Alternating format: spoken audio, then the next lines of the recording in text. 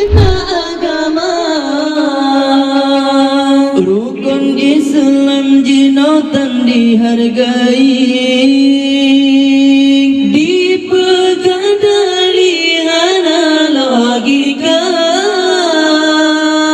oleh pembala kena Tuhan ring, oleh pedali kedua penyataan ajib tilai boleh sejina kanan kiri roba ke Nabi diterjun hina martabat Rasul lebih tinggi Tuhan ilahi sampai jaga hana yang kurang basidro Nabi tan mesti tali aib ngan celak be berbanding-banding tan so saing jasa Nabi tan naso yang lain yang tanding sifat Nabi be berbanding tan so saing jasa Nabi tan naso yang lain yang tanding sifat Nabi. Sangkirahana Nabi ketanya cente alamnya tentu Tuhan pernah sebuah riwayat menan harta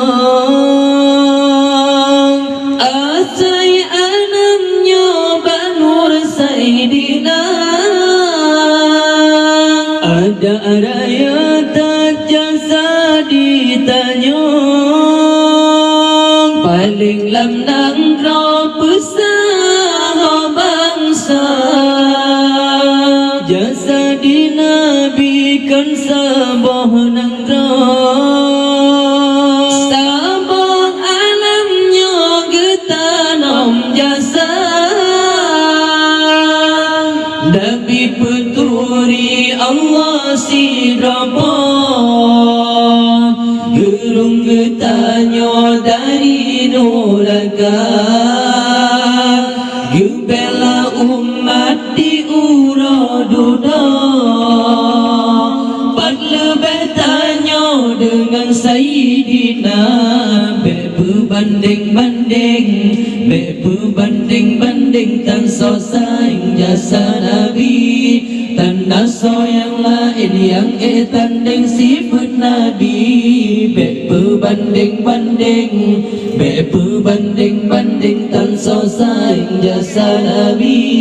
tan naso yang lain yang tanding sifat Nabi. Yo jahiliyah dilesa bodrang jugutkan bagadum manusia menyayang lahir sinya cut putra malengan rango aib lepana hudem anu jitanam kedrang dan bigetanya berdatang bila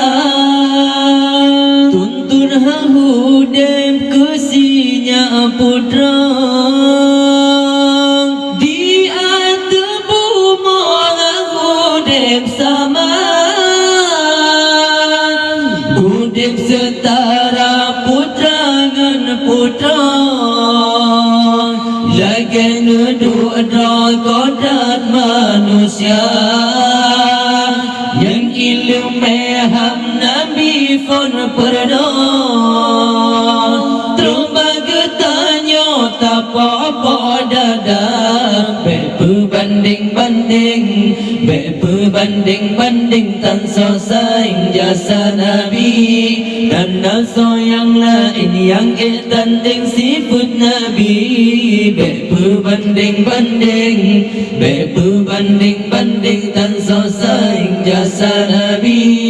dan so yang lain yang tanding sifat Nabi. Udem-udem anu jitanum kedrang, dari getanya bedato bilang, tuntun hahudem kusinya putra. Di antubu hahudem sama, hudem setara putrang, lagian dua kodrat manusia,